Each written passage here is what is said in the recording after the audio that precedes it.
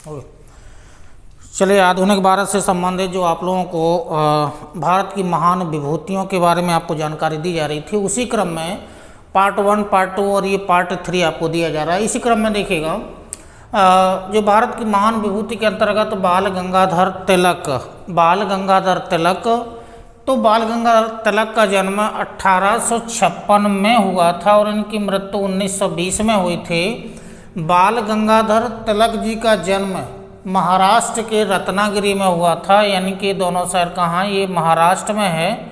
इनका जन्म 1856 में महाराष्ट्र के रत्नागिरी में हुआ था और इनकी जो शिक्षा दीक्षा हुई थी वो महाराष्ट्र का ही शहर है, पूना में इनकी शिक्षा दीक्षा हुई थी। और इनके द्वारा 1916 में एक संस्थान की स्थापना की गई थी जिसका नाम था होम रूल लीग।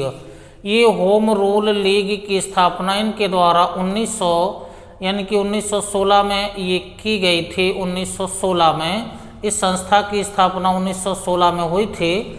प्रसिद्ध संस्था थी होम रूल लीग, आंदोलन के नाम से भी इन्होंने चलाया था। तो home rule league Annie Besant के द्वारा और बाल गंगाधर तिलक के द्वारा, दोनों के द्वारा होम रूल लीग आंदोलन भी चलाया गया था, लेकिन दोनों के कार्यक्षेत्र अलग अलग थे। तो बाल गंगाधर तिलक के द्वारा एक संस्था का निर्माण किया गया था जिसका नाम था होम रूल लीग, जिसकी स्थापना 1916 में हुई थी। इसी क्रम में जो बाल गंगाधर तिलक के द्वारा 2 पत्र निकाले जाते थे, इंपॉर्टेंट पत्र हैं ये। जो 2 पत्र निकाले जाते थे, इनका एक का नाम है मराठा। ये जो मराठा निकलता था वो इंग्लिश में निकलता था, और जो केसरी है, ये जो केसरी नाम का जो पत्र है वो मराठा भाषा में निकलता था। और ये ज़्यादा इम्पोर्टेंट है, दोनों पत्र हैं। तो बाल गंगाधर तिलक के द्वारा 2 पत्रों का संपादन किया जाता था। एक का नाम था यानी कि मराठा था, जो इंग्लिश में निकाला जाता था, और दूसरे पत्र का नाम था केसरी, जो मराठा भाषा में, यानी कि मराठा जो पत्र था वो अंग्रेजी भाषा में निकाला जाता था, और जो केसरी नाम का पत्र था वो मराठा भाषा में निकाला जाता था।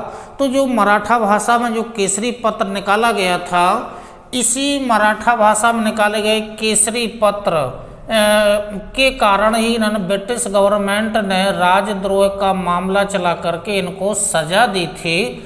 तो केसरी पत्र में कुछ राजद्रोह का मामला ब्रिटिश गवर्नमेंट के द्वारा लगा दिया गया था, और तो इनको सजा हुई थी, यानी कि जेल की सजा हुई थी। इसी केसरी पत्र के कारण इनके द्वारा जो प्रसिद्ध पुस्तकें लिखी गई हैं, इनमें से ज़्यादा प्रश्न तो यहाँ से, चूँकि दोनों पत्रों से प्रश्न बन जाते हैं और बने भी हैं।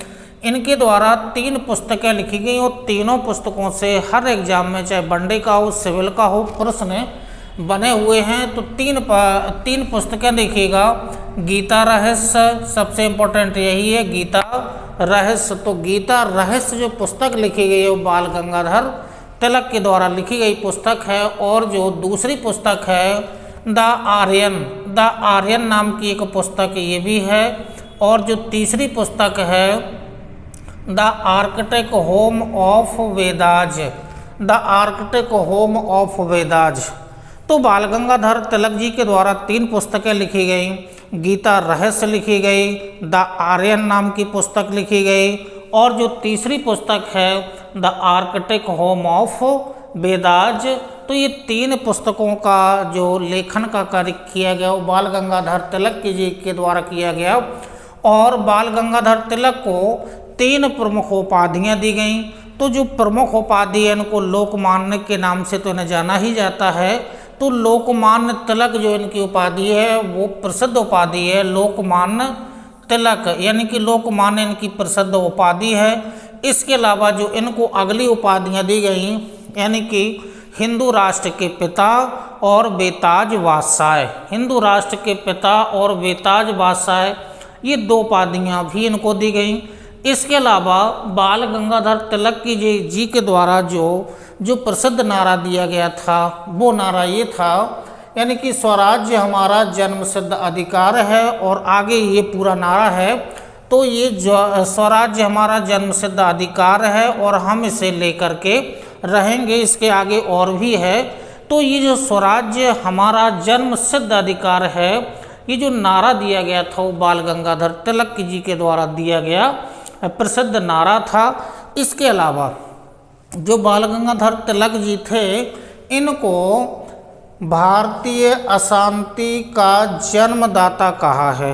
भारतीय अशांति का जन्मदाता, ये भारतीय अशांति का जन्मदाता ये प्रमुख है जो चिरौल यानी कि जो सिरौल थी, ठीक है, उनके द्वारा ये भारतीय अशांति का यानी कि भारतीय अशांति का जन्मदाता जो सिरौल नाम की एक इंग्लिश यानी कि ब्रिटिश यानी कि लेखिका थी, उनके द्वारा दिया गया। और इनके द्वारा चूँकि एक पुस्तक लिखी गई है इंडियन अर्नेस्ट जो पुस्तक लिखी है वो सिरौल के द्वारा लिखी गई है। इसके अलावा जो बाल गंगाधर तिलक जी थे, आंदोलन में कर ना देने का आंदोलन चलाया था। कर ना देने का आंदोलन चलाया था 1896 में, और ये जो आंदोलन चलाया गया था वो महाराष्ट्र राज्य से ही संबंधित था। कर ना देने का आंदोलन चलाया था। इसके बाद जो बाल गंगाधर तिलक जी थे वो क्रांतिकारी विचारधारा के व्यक्ति थे, और ऐसे व्यक्ति थे जो भारतीय राष्ट्रीय कांग्रेस के कभी भी अध्यक्ष नहीं बनाए गए। तो भारतीय राष्ट्रीय कांग्रेस के ने कभी भी अध्यक्ष का पद इन्हें नहीं मिला, यानी कि अध्यक्ष नहीं बनाए गए। और इनके द्वारा पूना में एक नवीन अंग्रेजी विद्यालय की स्थापना की। तो पूना नवीन अंग्रेजी एक विद्यालय की स्थापना बाल गंगाधर तिलक जी द्वारा की गई। और इसी क्रम में इनके द्वारा एक लाठी क्लब अखाड़ा भी बनाया गया था। और उस लाठी क्लब जो अखाड़ा बनाया गया था, इसका मुख्य उद्देश्य था कि भारतीय नागरिकों में स्वतंत्रता यानी कि स्वतंत्रता की भावना को जागृत करना था। तो जो लाठी नाम का जो लाठी क्लब जो अखाड़ा था, उसका मुख्य उद्देश्य यही था कि भारतीयों में स्वतंत्रता की भावना को जागृत करना था। इसी क्रम में यानी कि बाल गंगाधर तिलक जी के द्वारा, यानी कि जो बाल गंगाधर तिलक जी थे, इनके द्वारा 2 महोत्सव का प्रारंभ किया गया था। और यहीं से ज़्यादा प्रश्न बनते हैं। जो 2 महोत्सव हैं वो आज भी मनाए जाते हैं। एक का नाम है गणपति महोत्सव, और जो दूसरा है वो है शिवाजी महोत्सव। तो जो गणपति महोत्सव और शिवाजी महोत्सव का जो प्रारंभ करने वाले थे वो बाल गंगाधर तिलक जी थे। इन्हीं के द्वारा 1893 में गणपति महोत्सव, 1893 में गणपति महोत्सव की शुरुआत की, और 1895 में शिवाजी महोत्सव मनाने का जो प्रारंभ यानी कि शुभारंभ किया वो बाल गंगाधर तिलक जी के द्वारा, लोकमान्य जी के द्वारा, बेताज बादशाह के द्वारा किया गया है। तो ये जो बाल गंगाधर तिलक हैं, इनके संबंध में जो मुख्य पॉइंट हैं या जो मुख्य बातें हैं वो आपको बता दी गई हैं। इसके अलावा आइएगा जो दूसरे क्रम में हैं, जो दूसरे हैं वो सरोजनी नायडू जी हैं। ये भारत की यानी कि सरोजनी नायडू हैं, आंदोलनकारी भी थीं और समाजसेवी थीं। इनका जन्म 1879 में हुआ था और इनकी मृत्यु 1949 में हुई थी। तो इनका जो जन्म हुआ था वो सरोजनी नायडू जी का जन्म हुआ था वो हैदराबाद में हुआ था, और हैदराबाद में भी एक वैश्य परिवार में हुआ था, यानी कि वैश्य परिवार में हुआ था। इनके पिताजी का नाम जो था वो अघोरनाथ चट्टोपाध्याय जी इनके पिताजी का नाम था। इसी क्रम में इनके जो पति थे, यानी कि सरोजनी नायडू की जो शादी हुई थी वो गोविंद राजूला नायडू से इनकी शादी हुई, यानी कि गोविंद राजूला नायडू सरोजनी नायडू जी के पति थे। इसी क्रम में जो सरोजनी नायडू जी हैं, इनके द्वारा बहुत अच्छी पुस्तकें लिखी गई हैं और इन पुस्तकों से प्रश्न बने भी हुए हैं। तो ये 2 जो पुस्तकें हैं उनमें देखिएगा, द गोल्डन थ्रेशहोल्ड, ये पुस्तक ज़्यादा इम्पोर्टेंट है। द गोल्डन थ्रेशहोल्ड, ये पुस्तक ज़्यादा इम्पोर्टेंट है। और जो दूसरी पुस्तक है सॉन्ग ऑफ इंडिया, ये दूसरी पुस्तक ज़्यादा इम्पोर्टेंट है। दोनों से प्रश्न ज़्यादा बने हैं। इसके अलावा इनके द्वारा लिखी गई जो पुस्तकें हैं the father of the don, जो अगली पुस्तक है द वर्ल्ड ऑफ टाइम, जो अगली पुस्तक है द ब्रोकन विंग्स। तो ये जो पुस्तकें लिखी गई हैं वो सरोजिनी नायडू जी के द्वारा लिखी गई पुस्तकें हैं। इसी क्रम में जो सरोजिनी नायडू जी हैं ये चूँकि कविताएं लिखती थीं और इनका जो कविता संग्रह है ये 1300 पदों का कविता संग्रह है, 1300 पदों का कविता संग्रह। और जो 1300 पदों का जो कविता संग्रह है उसका नाम था झील की रानी। झील की रानी, ये झील की रानी 1300 पदों का कविता संग्रह है। सरोजिनी नायडू जी के द्वारा लिखित या रचित ये कविता संग्रह है झील की रानी। और सरोजिनी नायडू जी ने 13 वर्ष की उम्र में 1300 पदों का झील की रानी कविता नामक कविता संग्रह इनके द्वारा लिखा गया था। इसी क्रम में जो सरोजिनी नायडू जी हैं इनको चूँकि आर्थिक रूप से संपन्न नहीं थी तो इनको सरोजिनी नायडू जी को इंग्लैंड पढ़ने के लिए भेजा था। तो जो हैदराबाद के निजाम थे, हैदराबाद के निजाम की आर्थिक सहायता के माध्यम से सरोजिनी नायडू जी इंग्लैंड गई, वहाँ पर इन्होंने पढ़ाई की। तो पढ़ाई की इसी क्रम में इनका राजनीतिक सफ़र भारत में शुरू होता है। पढ़ाई करने के बाद इंग्लैंड में पढ़ाई करने के बाद भारत आती हैं। भारत में इनका संपर्क गोपाल कृष्ण गोखले यानी कि जी के गोखले से होता है और जी के गोखले के माध्यम से यह सरोजिनी नायडू जी राजनीति में प्रवेश करती हैं। और इसी क्रम में जो कांग्रेस का जो अधिवेशन हुआ था 1925 का जो अधिवेशन हुआ था वो कानपुर में हुआ था। तो 1925 का जो कानपुर का अधिवेशन था सरोजिनी नायडू जी को इसका अध्यक्ष बनाया गया था, यानी कि अध्यक्षा थी ये। और ये जो अधिवेशन हुआ था 1925 का जो अधिवेशन हुआ था वो 40वां यानी कि अधिवेशन था। ये 40वां इनका अधिवेशन था, 1925 में हुआ था, कानपुर में हुआ था और अध्यक्ष बनाया गया था। तो जो यानी कि 1917 में जो अधिवेशन हुआ था, 1917 का जो अधिवेशन हुआ था उसमें भारतीय राष्ट्रीय कांग्रेस की प्रथम महिला अध्यक्ष एनी बेसेंट जी को बनाया गया था। उसके बाद चूँकि वो विदेशी महिला थीं लेकिन सरोजिनी नायडू भारतीय यानी कि भारतीय महिला थीं, तो 1925 के अधिवेशन में ओवरऑल करके जितने अध्यक्ष बने हैं उनमें यदि कहा जाए तो यानी कि जो महिलाओं के क्रम में हैं तो ये दूसरी अध्यक्षा बनाई गई थी। प्रथम महिला जो अध्यक्ष थी वो एनी बेसेंट थी। 1917 के अधिवेशन में उनको अध्यक्ष बनाया गया था, तो वो प्रथम थी। और सरोजिनी नायडू भारतीय राष्ट्रीय कांग्रेस के बनने वाली ये दूसरी महिला अध्यक्ष भी हैं। 1925 के अधिवेशन में इनको अध्यक्ष बनाया गया था। इसी क्रम में जो गांधी जी के द्वारा 1930 में सविनय अवज्ञा आंदोलन प्रारंभ जो किया गया था, जिसका प्रारंभ यानी कि 12 मार्च 1930 से प्रारंभ किया गया था और दांडी मार्च से प्रारंभ हुआ था।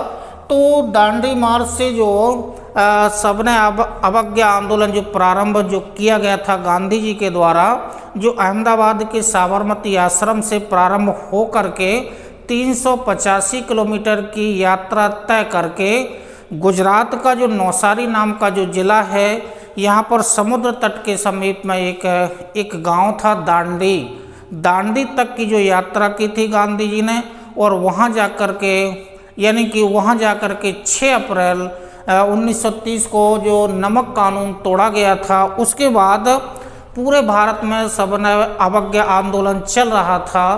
तो ब्रिटिश जो गवर्नमेंट थी उसके द्वारा यानी कि दमनकारी सविनय अवज्ञा आंदोलन के दौरान दमनकारी नीति अपनाई गई। दमनकारी नीति के अंतर्गत सबसे पहले पंडित जवाहरलाल नेहरू को गिरफ्तार कर लिया गया था, उसके बाद महात्मा गांधी जी को गिरफ्तार कर लिया गया था। इसी क्रम में जो प्रथम श्रेणी के जो नेता थे जो यानी कि नेतृत्व करता थे, तो इस दौरान सभी जो प्रमुख नेतृत्वकर्ताओं को यानी कि आंदोलनकर्ताओं को गिरफ्तार कर लिया गया था। तो अब जो दूसरे क्रम के जो नेता थे सविनय अवज्ञा आंदोलन के दौरान, तो जो सविनय अवज्ञा आंदोलन का नेतृत्व जो दूसरे क्रम के नेता थे उसका नेतृत्व सरोजिनी नायडू जी के द्वारा किया गया था।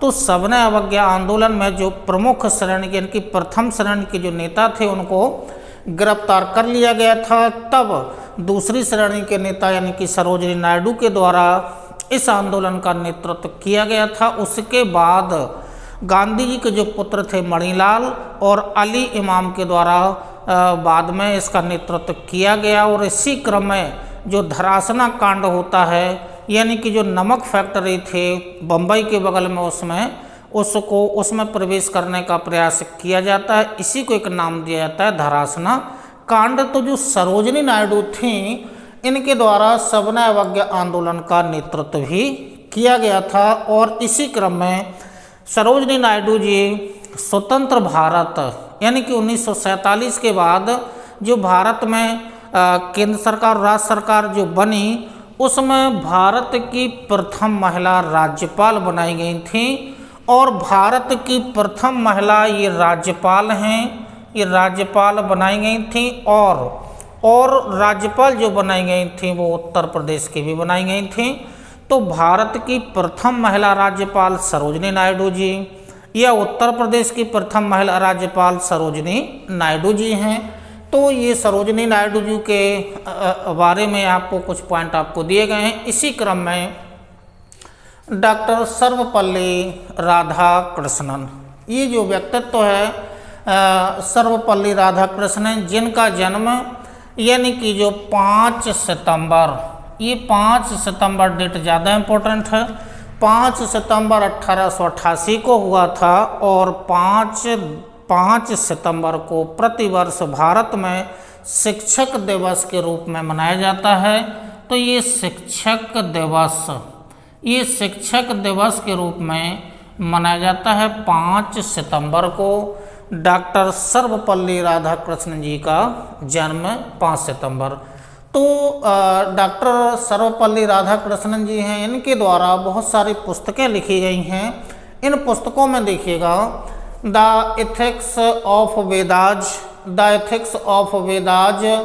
The philosophy of Rabindranath Tagore, ideologist view of life, Hindu view of life, religion and society, religion and culture, east and west religion और Indian philosophy. Doctor Sarvepalli Radhakrishnan के द्वारा लिखित ये प्रमुख पुस्तकों के नाम हैं। चूँकि जो डॉक्टर सर्वपल्ली राधाकृष्णन जी थे इनका जो रुचिकर विषय था वो दर्शन शास्त्र था। तो रुचिकर विषय इनका दर्शन शास्त्र था, दर्शन शास्त्र में इनकी रुचि थी, दर्शन शास्त्र था। इसी क्रम में जो डॉक्टर सर्वपल्ली राधाकृष्णन जी हैं BHU के उप कुलपति भी बनाए गए थे, यानी कि बनारस हिंदू जो यूनिवर्सिटी है इसके उप कुलपति भी बनाए गए थे। तो इनको उप कुलपति 1942 में इनको बनाया गया था। उप कुलपति BHU के उप कुलपति बनाए गए थे 1942 में। और इसी क्रम में जो अंतर्राष्ट्रीय संस्था है यूनेस्को के, और यूनेस्को जो अंतर्राष्ट्रीय संस्था है इसमें भारतीय प्रतिनिधि के रूप में भी इन्होंने कार्य किया है। इसी क्रम में विश्वविद्यालय जो शिक्षा से संबंधित आयोग था जिसको राधाकृष्णन आयोग के नाम से भी जाना जाता है, यह जो विश्वविद्यालय आयोग है जिसकी स्थापना 1948 में की गई थी, यानी कि ये 1948 की स्वतंत्रता के बाद शिक्षा में सुधार करने के लिए, उच्च स्तर की शिक्षा में सुधार करने के लिए भारत सरकार के द्वारा शिक्षा आयोग का गठन किया गया था, जिसका गठन 1948 में हुआ था। इन्होंने इनकी सिफारिश के आधार पर ही एक जो संस्था है जो वर्तमान में भी है UGC, यानी कि यूनियन ग्रांट कमीशन, ये जो संस्था है इसकी स्थापना जाकर के 1953 में हुई थी। तो जो 1948 में राधा कृष्णन यानी कि राधा कृष्णन जी की अध्यक्षता में जो आयोग बनाया गया था उसने अनुशंसा दी थी, जिसके आधार पर 1953 में यूजीसी की स्थापना हुई थी। इसी क्रम में जो राधा कृष्णन जी का जो आगे का जो क्रम है, रसिया के राजदूत भी बनाए गए थे। ये स्वतंत्रता के बाद रूस के राष्ट्र यानी कि राजदूत भी बनाए गए थे और इन्होंने रूस के जो राजदूत थे 1949 से लेकर के 1952 तक रूस के राजदूत के रूप में इन्होंने कार्य किया। इसी क्रम में चूँकि 1952 से 56 और 1957 से 62 ये भारत के उपराष्ट्रपति रहे, यानी कि भारत के उपराष्ट्रपति भी रहे 1952 से 56 और 1957 से 62, यानी कि 2 बार लगातार 2 बार इनका कार्यकाल उपराष्ट्रपति के रूप में रहा। और भारत के प्रथम उपराष्ट्रपति भी डॉक्टर सर्वपल्ली राधाकृष्णन जी हैं। इसी क्रम में 1967 तक 67 तक ये भारत के यानी कि राष्ट्रपति भी रहे। 1967 तक ये भारत के राष्ट्रपति भी रहे। तो 2 बार लगातार उपराष्ट्रपति, भारत के प्रथम उपराष्ट्रपति, और 1967 तक भारत के जो दूसरे राष्ट्रपति बनाए गए थे वो डॉक्टर सर्वपल्ली राधाकृष्णन जी थे। और इसी क्रम में इनके लिए 1954 में जो भारत रत्न है, क्योंकि भारत रत्न की जो शुरुआत हुई थी यानी कि पहला भारत रत्न 1954 चूँकि 3 लोगों को सम्मिलित रूप से दिया गया था, उसमें डॉक्टर सर्वपल्ली राधाकृष्णन जी भी शामिल थे। तो इनको भारत रत्न 1954 में इनको प्रदान किया गया था।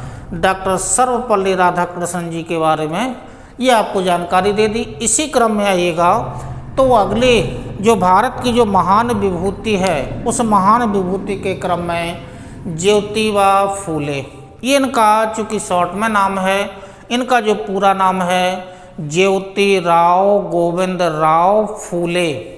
ज्योतिराव गोविंदराव फूले, ये ज्योतिबा फूले जी का पूरा नाम है। शॉर्ट मैंने ज्योतिबा फूले के नाम से जानते हैं, जिनका जन्म 1827 को हुआ था और इनका जन्म महाराष्ट्र के पुणे में हुआ था। और इनकी पत्नी का जो नाम था सावित्रीबाई फूले, सावित्रीबाई फूले, ये इनकी पत्नी का नाम था सावित्रीबाई फूले।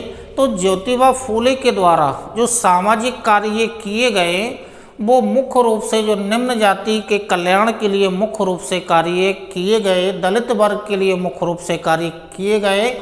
इनके द्वारा 1848 में महिला विश्वविद्यालय की स्थापना की और जो महिला विश्वविद्यालय है ये भारत का प्रथम महिला विश्वविद्यालय भी था, जिसकी स्थापना 1848 में ज्योतिबा फूले के द्वारा की गई थी। इसी क्रम में चूँकि इनके जो सामाजिक कार्य हैं ज्योतिबा फूले के द्वारा निम्न जाति के कल्याण हेतु तो इन्होंने बहुत सारे कार्य किए और इस विश्वविद्यालय के माध्यम से यानी कि निम्न वर्ग को, दलित वर्ग को प्रोत्साहन किया, जिसमें निम्न जाति कल्याण, स्त्री शिक्षा पर इनके द्वारा विशेष बल दिया गया था। और इसके साथ साथ में जो विधवा विवाह है पर भी ज्योतिबा फूले के द्वारा बल दिया गया था। इसी क्रम में जो इनके द्वारा एक जो संस्था की स्थापना की गई वो ज़्यादा इम्पोर्टेंट है, सत्यशोधक समाज। सत्यशोधक समाज, ये जो इनके द्वारा संस्था बनाई गई ये बहुत ज़्यादा इम्पोर्टेंट है, बहुत ज़्यादा प्रश्न इससे बनते हैं। तो सत्यशोधक समाज की स्थापना किसके द्वारा की गई? ज्योतिबा फूले के द्वारा इसकी स्थापना की गई। सत्यशोधक समाज इनके द्वारा स्थापित एक संस्था है और इसी क्रम में इनके द्वारा लिखी गई एक यानी कि पुस्तक है जिसका नाम है गुलामगिरी। तो सत्यशोधक समाज और गुलामगिरी, ये इनके सत्यशोधक समाज संस्था का नाम है और गुलामगिरी इनकी यानी कि विश्व प्रसिद्ध पुस्तक भी है। इसी क्रम में आएगा तो जो ज्योतिबा फूले के अलावा सुचेता कृपलानी ये भी भारतीय व्यक्तित्व के रूप में है।